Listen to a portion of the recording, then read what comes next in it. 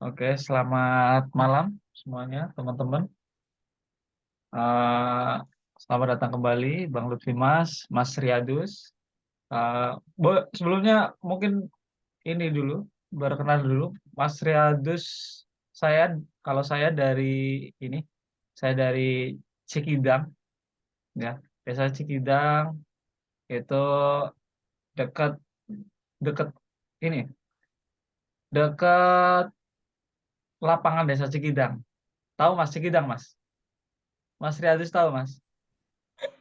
Enggak, Mas. Kabupatennya apa kabupatennya? Oh, kabupatennya ya. Jauh berarti. Cikidang itu kabupaten ada dua, Mas. Ada dua. Kalau yang orang tahu ya, ada Kabupaten Jawa Barat, ada Kabupaten Jawa Tengah. Itu ada dua. Nah, kalau saya di Jawa Tengah. Saya Jawa Tengah, Banyumas. Banyumas, Mas. Lebih Banyumas. tepatnya Banyumas. Oh, siap. Namanya siapa, Mas? Nama saya Gian, Mas.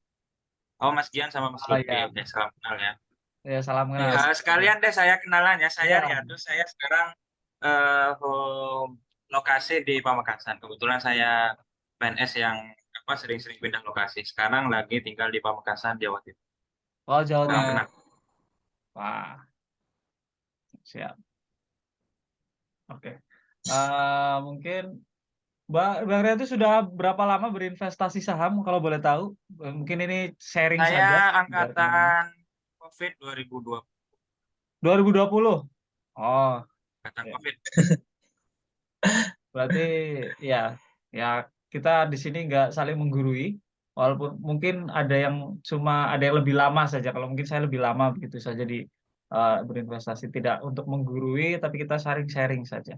Karena belum tentu saya yang ini itu pengetahuannya mumpuni semuanya, lebih tahu dari Mas Riyadus atau dari Bang Lutfi itu belum tentu.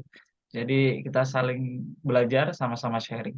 Itu saja. Mungkin kita lanjutkan pembahasan, ya, Bang Lutfi Mas. Kita lanjutkan pembahasan terkait dengan eh, yang tadi, sudah kita sharing. Ya, mungkin kita akan bahas lagi biar lebih jelas, biar lebih mantap untuk teman-teman yang menonton video ini di YouTube juga, ya. Eh, Terkait dengan saham Arna. Nanti setelah mungkin saham Arna kita akan berlabuh ke saham yang lain ataupun membahas terkait IHSG secara rincinya gitu. Terkait saham Arna sendiri. Nah, untuk saham Arna sendiri apakah kalau mungkin saya bertanya ya, Bang Lutfi Mas, nanti saya akan kasih slide ulang terkait dengan hal tadi. Saya akan bagikan share screen juga terkait apa yang sudah disampaikan. Eh, Sebentar, kok hilang. Oh, ternyata hilang tadi. Oh iya, ya sudah.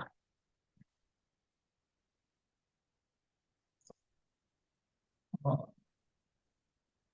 tidak bisa ini. Oke, mungkin saya bertanya saja lah ya. Mungkin Bang Lutfi ya. Ini tiba-tiba tidak bisa atau kenapa? Eh, Apakah bagus untuk kita masuki sekarang nih di harga saat ini ya? Mungkin di harga saat ini kita coba cari saham Arna.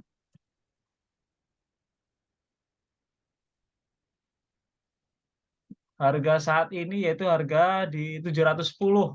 Nah, mungkin ini banyak biasanya orang kan sukanya lebih ini ya, lebih suka langsung ya. Intinya, ya lebih suka intinya. Untuk di harga 710 ini begitu. Ini maksudnya Eh, tadi menjelaskan banyak hal, tapi di harga 710 ini menurut Bang Lutfi Mas bagaimana? Apakah ideal untuk kita masuki atau mungkin jangan dulu, sabar dulu menanti IHSG rebound dengan bagus atau bagaimana? Silakan Bang Lutfi Mas. oke, pertanyaan yang paling sering ditanyakan lah ya. Ya, Maksudnya di harga berapa? ya biasanya kan Ya, pertanyaan banyak sekali seperti itu. sebenarnya ini sih Bang.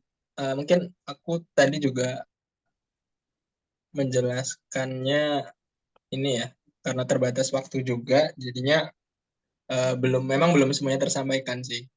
Eh, Pembahasan yang apa namanya studi case terkait dengan inventory Arna itu sebenarnya aku pengen ngasih ini sih ke teman-teman kayak referensi atau insight baru gitu ya.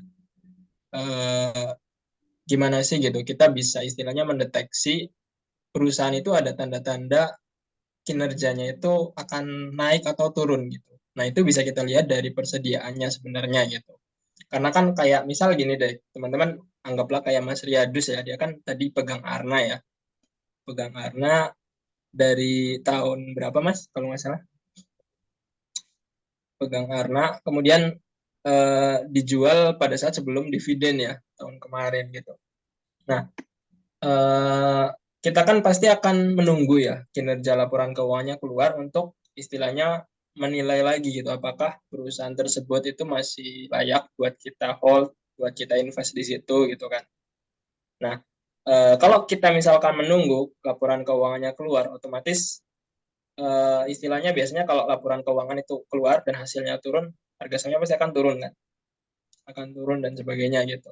Nah, kalau misalnya yang terjadi itu bagus, ya dia akan naik gitu. Nah, tapi sebenarnya kita bisa lihat loh gitu, dari inventorinya bahkan jauh-jauh hari sebelum laporan keuangannya keluar, khususnya tadi yang di kuartal 4 2022 ya, itu kan dia turun. Nah, kita sebenarnya udah bisa aware dari, wah ini kok ada inventory yang naik gitu kan. Harusnya kita mulai bertanya di situ, apakah kenaikan inventorinya ini yang bahkan dia naik 2 kali lipat ya dari 30 hari jadi 60 hari itu kenaikan yang wajar dan kalau misalkan wajar, apakah karena ini peningkatan demand, ada apa ya istilahnya keramik, demand keramik yang lebih banyak atau enggak seperti itu kan?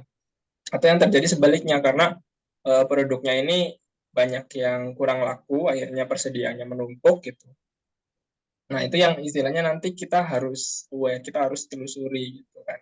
Nah ternyata yang kejadian di Arna itu kinerjanya pun turun kan.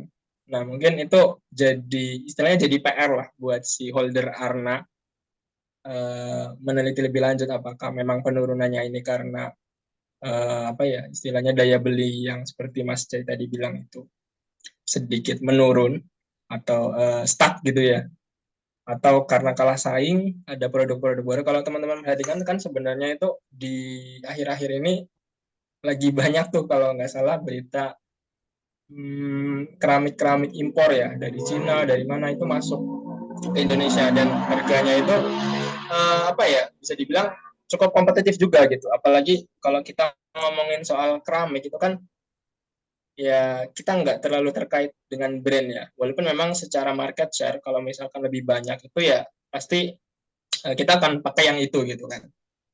Nah cuman kita nggak terikat banget kayak kita harus pakai punya Arna nih gitu kan. Kalau misalkan ada yang sama dan kualitasnya sama secara harga lebih murah ya kenapa enggak? Apalagi ya biasanya mindset orang Indonesia kan seperti itu ya.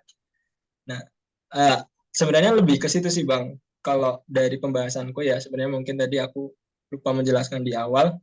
Nah, untuk kira-kira di harga berapa 700 Arna itu kita layak masuk enggak? Ya itu tadi yang harus dijawab oleh si apa ya investor Arna sendiri gitu kan.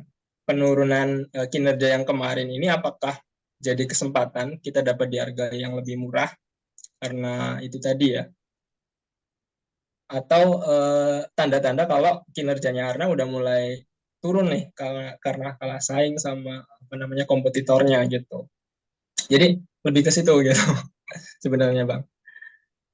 Oke, ya.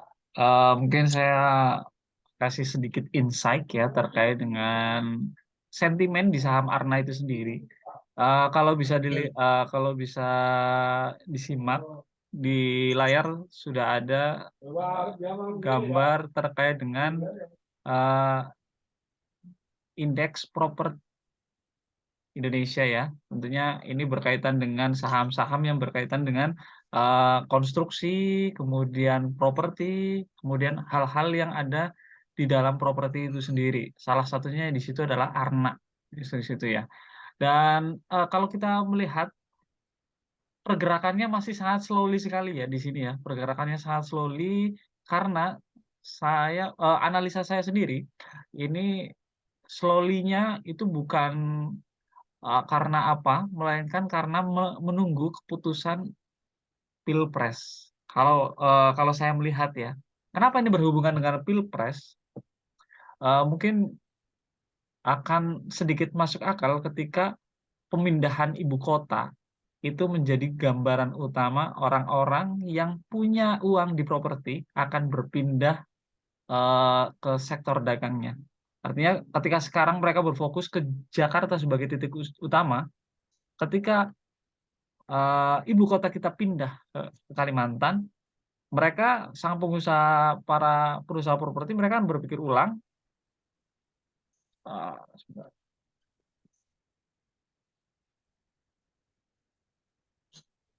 Macet ya sinyalnya ya. Iya. Ya, oke. Misalkan para pengusaha sekarang saat ini mempunyai uang 1 triliun, mereka akan masih menahan uangnya untuk di mana mereka akan berlabuh. Karena sekarang masih ada 2 pilihan besar. Yang mana yang pertama yaitu di Jakarta, ya, di ibu kota, di kota-kota besar begitu ya. Yang kemudian yang kedua yaitu di ibu kota baru. Ketika nanti Pilpres selesai, di situ baru muncul sentimen positifnya ataupun sentimen negatifnya ya. Baru akan terlihat kalau menurut saya sendiri. Itu kalau menurut analisa saya sendiri. Karena melihat dari kondisi ekonomi Indonesia saat ini, melihat dari politik Indonesia saat ini, saya rasa untuk di sektor properti belum yang akan membludak besarnya begitu. Namun setelah Pilpres mungkin bisa kita pantau ulang. Karena kita itu investasi itu berkaitan dengan ini ya, tren ya. Ketika trennya memang sedang merujuk ke suatu saham tertentu ataupun ke sentimen tertentu, tentunya saham-saham yang berkaitan dengan itu akan naik. Karena setiap saham itu ada masanya dan setiap masa itu ada sahamnya. Sehingga itu yang perlu kita cari, itu yang perlu kita analisa. Dan IC Club membantu untuk itu. Jadi lebih memudahkan bagaimana kita berlabuh setelah kita menjual saham ini, kemana lagi kita akan berlabuh begitu. Karena melihat saat ini saja kondisi ekonomi global ya, ini sedikit intermezzo ekonomi global di mana kapal-kapal saat ini itu kapal-kapal itu harganya turun ya, bukan harga kapalnya, harga pengangkutannya sudah mulai turun terus karena sepinya permintaan. Itu kan menjadi sentimen global yang untuk saham-saham perairan ya. Salah satunya yaitu yang sudah kita miliki di portofolio IC Club yaitu saham TPMA. TPMA kalau kita kalau kita lihat Transpower Marine ya, walaupun ini adalah net profitnya ya, ini adalah jumlah penghasilannya ketika yang lihat teman-teman lihat yaitu di garis biru itu pendapatannya, sedangkan harga sahamnya itu ada di tabulasi hijau dan juga merah. Saat ini mentok di harga 650 saja karena sentimennya sudah jelas yang sudah saya sampaikan tadi ya. Harganya sekarang itu sedang dinego untuk biaya tumpangannya. Ketika harga biaya tumpangannya itu dinego terus-menerus ya, itu kan akan berpengaruh dalam jangka menengah menuju jangka panjangnya akan berpengaruh ke laba perusahaan. Dan itu yang sedang dikhawatirkan investor itu sendiri. Karena itu ini menjadi perhatian yang hangat bagi para investor untuk kelas-kelas saham perahu gitu. Dan ini penting untuk kita ketahui karena selain kita belajar menganalisa saham mana yang akan naik, kita juga harus belajar menganalisa saham mana yang akan turun karena itu penting sekali dan itu menjadi faktor ataupun salah satu kunci bagi saya khususnya teman-teman di IC Club dari dulu untuk menghindari kerugian yang berlebihan begitu. Bisa saja kita kembali lagi ke saham Arna ya, Bang. Saham Arna. Untuk saat ini Bang Lutfi Mas, saham Arna ini sendiri keuangannya sudah dijelaskan tadi. Apakah masih sehat menurut Bang Lutfi Mas? Masih termasuk sehat ataupun sudah mulai harus kita waspadai atau bagaimana? Tindakan bagi investor saham Arna yang masih pegang ya. Karena Mas Riyadus kan sudah melepasnya. Kalau bagi teman-teman investor saham Arna yang masih pegang, itu bagaimana bagusnya, Bang Lutfi Mas? Apa yang harus hal-hal apa yang harus menjadi kewaspadaan dan hal-hal apa yang menjadi faktor untuk mereka memperkuat diri mereka bahwasanya oke, atau meyakinkan diri mereka saya akan bertahan di Arna begitu. Silakan.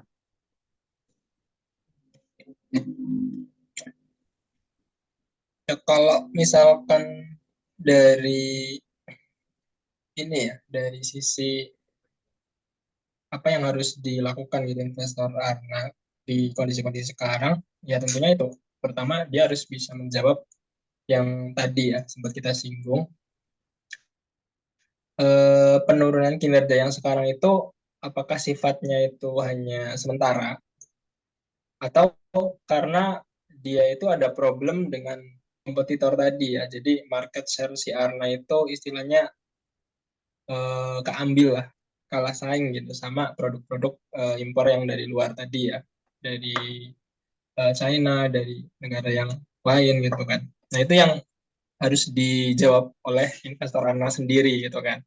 Karena kalau misalkan eh, problemnya itu sebenarnya karena apa ya istilahnya eh, apa ya pengelolaan atau daya beli yang memang lagi kurang di kuartal 3 ya sekarang di 2023 itu kan kalau ya teman-teman perhatikan memang dari sisi bisnis itu kayak agak loyo ya baik itu bisnis real bisnis beberapa emiten yang ada di bursa juga ada beberapa yang memang lagi daya belinya kurang gitu. Nah, kalau misalkan karena itu mungkin bisa jadi apa ya sifatnya itu temporer gitu. Jadi ketika nanti mungkin ekonomi udah membaik ya, suku bunga udah mulai stabil lagi, ya otomatis ya harusnya dia bisa kembali gitu kinerjanya kembali bagus. Tapi kalau misalkan yang terjadi itu karena produknya udah kalah sama kompetitor, itu yang PR-nya agak ini sih agak susah gitu ya. Mungkin manajemen harus istilahnya punya strategi lagi gitu ataukah mungkin kalau Arna sendiri kan dia produk apa ya produk keramiknya itu kan ada beberapa macam ada yang high class ada yang middle gitu kan. Tapi itu aku nggak terlalu detail aku belum terlalu detail sampai situ. Nah, mungkin dia bisa main di situ gitu misalnya yang di Indonesia yang lagi laku mana yang banyak mana dan yang marginnya yang besar mana itu yang digenjot gitu loh. Jadi lebih lihat ke prospek bisnisnya ke depan gitu. Karena dari situ nanti kita akan dapat tuh kuncinya gitu. Kalau misalkan kita yakin sama kinerjanya akan bagus di depan, ya penurunan harga sekarang bisa jadi opportunity gitu kan. Kapan lagi dapat perusahaan yang bagus gitu di harga yang karena kan di harga sekarang itu 775 kira-kira dia per 10 ya. Per 10 itu kan artinya harga saham itu ya 10 kali ya dibandingkan laba. Nah, itu untuk perusahaan yang growth ya hitungannya ya bisa dibilang ya cukup oke lah gitu. Nah, cuman ya itu tadi harus dijawab dulu.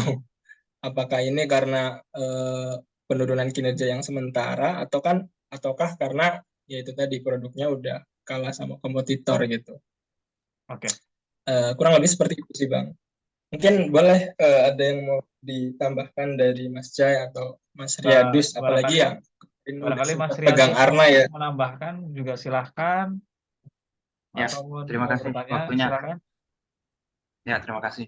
Sebelumnya makasih Mas Lutfi Mas atas insight-nya tadi menarik sekali ya, dan inventory itu berpengaruh terhadap kinerja dan sebagainya. Nah, untuk karena sendiri, kenapa saya prefer untuk melepas di pertengahan tahun itu? Pertama, di 2022 akhir itu emang kita udah bisa lihat ya tanda-tanda pengurangan market share dari keramik impor itu. Jadi keramik impor itu keramiknya nasional itu di 2021 itu market share-nya masih 78. Nah, di pertengahan di awal tahun 2022 itu udah terjadi 75%. Terjadi penurunan 3%. Nah, kenapa hal itu terjadi? Di tahun 2022 itu negara Eropa itu melaksanakan kebijakan anti dumping. Jadi produk-produk keramiknya Cina itu yang biasanya dikirim ke Eropa itu di stop atau dilakukan pengurangan sehingga Cina itu mencari pasar baru. Nah, pasar baru yang di 2022 itu yang sangat bagus adalah Indonesia. Kenapa Indonesia? Karena Indonesia waktu itu mengurangi bea masuk yang dikenakan kepada barang impor sehingga Indonesia ini jadi sasaran empuk. Nah, benar tadi saya setuju dengan yang dikatakan Mas Lutfi. Jadi di 2022 itu benar-benar pasar keramik itu dihajar sama barang-barang impor. Jangankan bersaing dengan yang impor ya, bersaing dengan yang internal aja, cat, MLIA dan sebagainya, itu Arna agak kesusahan. Yang pertama itu dari segi market share itu akan terus tergerus. Nah, berita positifnya adalah AKASI itu Asosiasi Pengusaha Keramik Indonesia itu sedang mengajukan banding ya ke pemerintah. Dia sedang mengajukan bagaimana pemerintah ini melaksanakan kebijakan anti dumping juga sebagaimana yang dilaksanakan di Eropa. Nah, apabila itu goals kayaknya saya bakalan memasukkan Arna ini ke watchlist dan saya bisa masuk lagi gitu. Apalagi nanti kalau tadi Mas Aisy saya lupa Gian, Mas Gian tadi Gian. properti. Kalau saya sekarang jujur ya, saya akhir tahun sampai pertengahan tahun depan ini bullish properti, jujur. Karena yang pertama kemarin ada sentimen PPN gratis itu dan sebagainya, dan udah mulai ada tanda-tanda juga sih untuk properti. Dan Arna ini beruntung ya saya bisa ikut Zoom malam ini ya. Saya udah mulai lama gak lihat Arna, ternyata sejauh itu ya turunnya dari 1.000 ke 700. Nah, mungkin dari mulai masukkan watchlist lagi. Ya cuma itu sih masalah Arna. Yang pertama itu masalah kalau kebijakan anti dumping itu goal mungkin akan sangat menarik.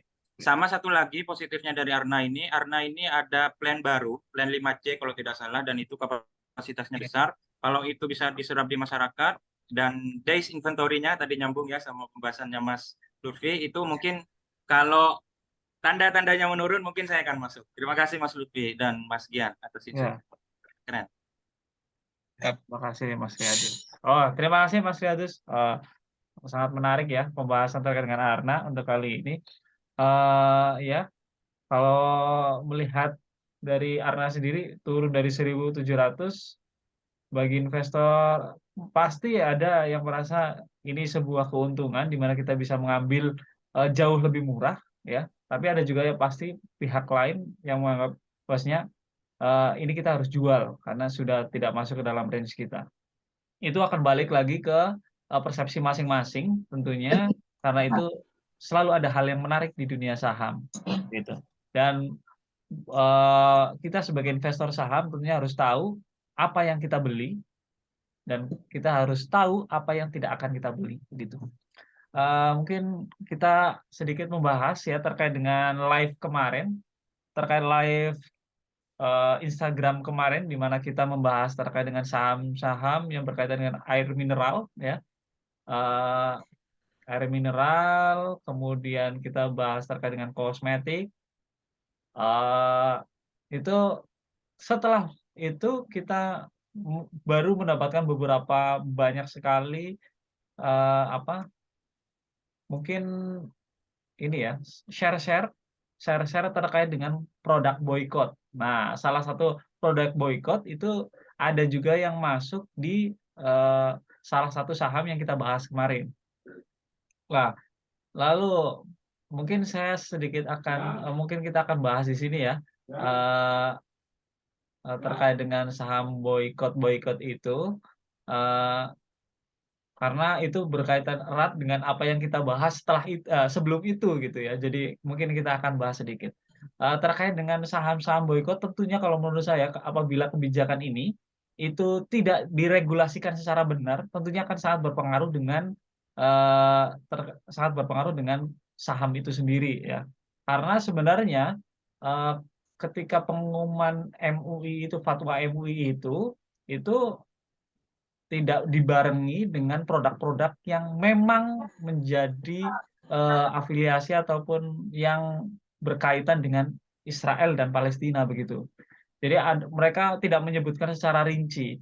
Kemudian muncullah bertebaran produk-produk yang itu dianggap oleh sebagian masyarakat, oleh sebagian teman-teman dari teman-teman dari media itu menganggap oh ini produk ini itu produk boykot, masuk produk ini masuk produk boykot, produk ini tidak boykot begitu, tidak dibarengi dengan kebenarannya. Karena itu sekarang banyak sekali produk media-media yang ditarik begitu ya, media-media yang ditarik sudah tidak lagi meng-share di mana produk ini diboykot, produk ini diboykot ya, itu sudah tidak lagi, tapi karena sedang diregulasikan. Dan kalau ketika regulasi ini tidak dijalankan secepatnya, itu kalau menurut saya akan sangat berpengaruh kepada saham-saham tersebut gitu. Dan ketika saya investigasi di lapangan, ya, ketika saya investasi di lapangan di sektor konsumer ini sendiri, itu ternyata dari perusahaan-perusahaan yang terdampak atau yang terboikot seperti itu ya, misalkan juga Ades, ya gitu, ada Unilever begitu itu kan sudah masuk juga. Di situ mereka melakukan sebuah pembelaan atau bukan pembelaan ya, memang entah itu kebenaran atau pembelaan, dia sudah mulai memasangkan sebuah baliho-baliho terkait dengan hasil terkait dengan fatwa ulama itu dan juga dengan kehalalan produknya.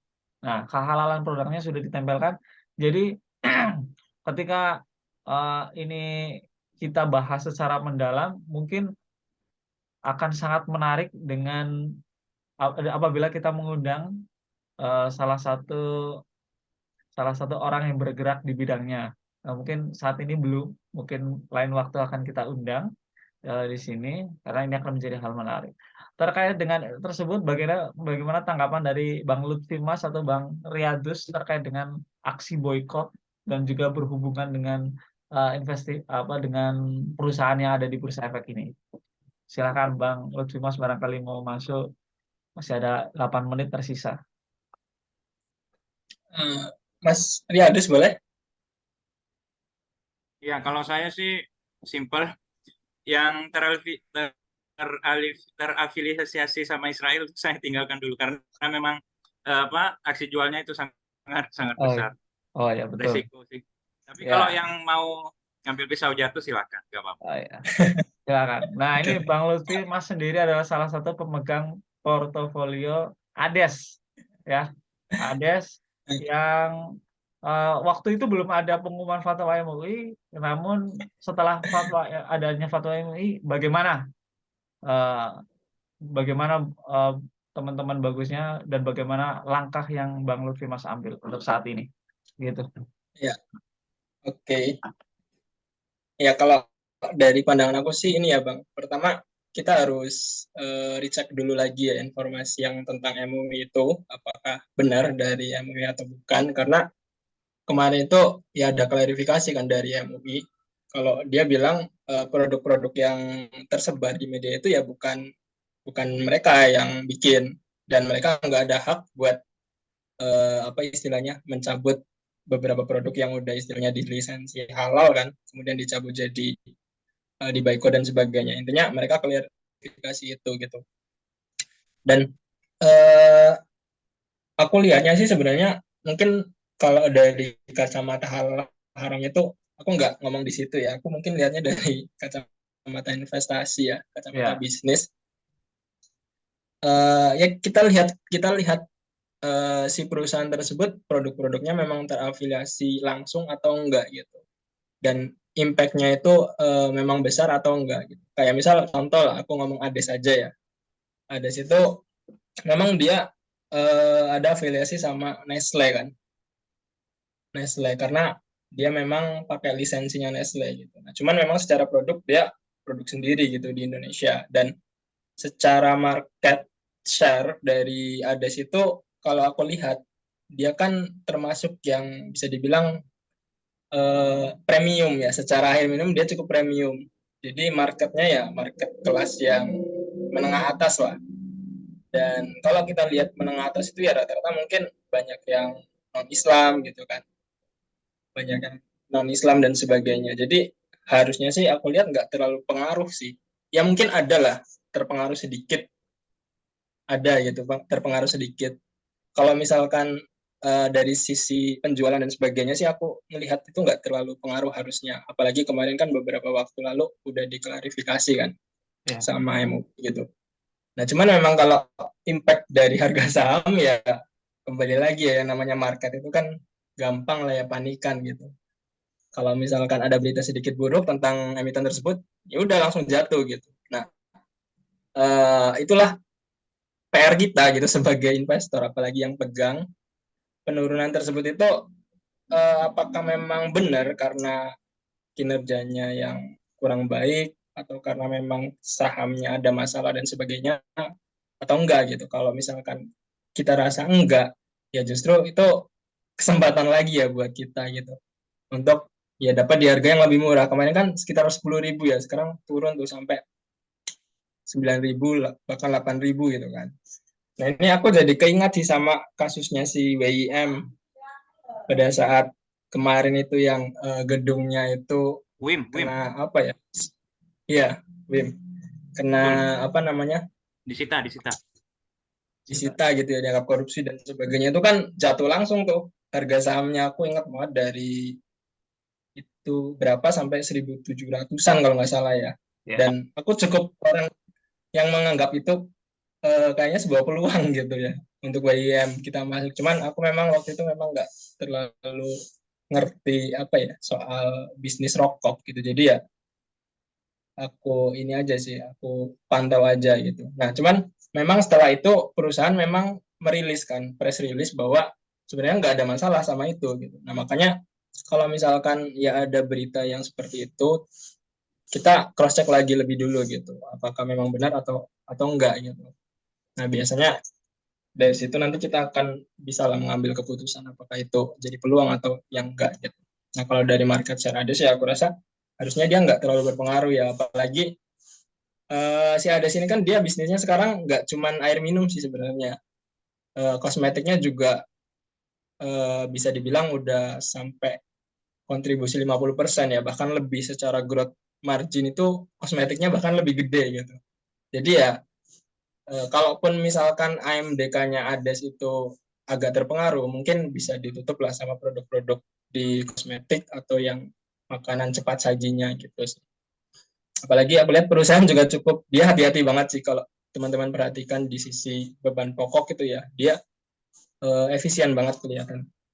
Seperti itu, Bang. Oke. Ya, mungkin sedikit saya simpulkan ya. Tentunya di dalam dunia saham ini, ketika saham, iya, memang betul bahwasanya untuk di Indonesia ini memang sangat panikan sekali investornya ya.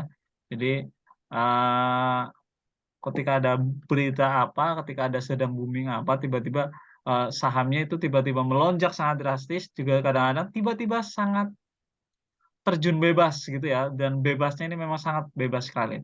Dan untuk saat ini jatuh kepada saham Akasawira Internasional yang memang sedang terjun drastis, dan ada juga beberapa saham lain ya, karena ada beberapa saham lain yang mungkin tidak kita bahas untuk kali ini, begitu saja.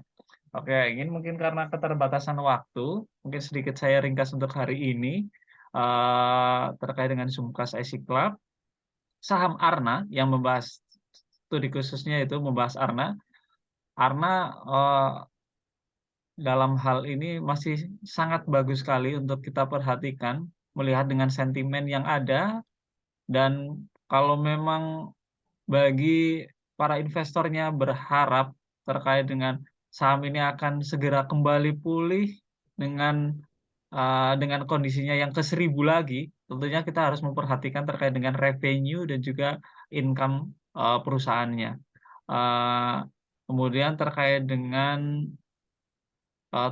saham-saham boykot, tentunya itu sendiri tunggu klarifikasi dari perusahaannya itu sendiri. Kalau memang perusahaannya itu tidak berbuat seperti halnya yang dibumingkan di dunia sosial media, tentunya penurunan harga saham itu akan menjadi sebuah keuntungan bagi para investor, karena para investor akan mendapatkan eh, harga yang relatif lebih murah dari biasanya.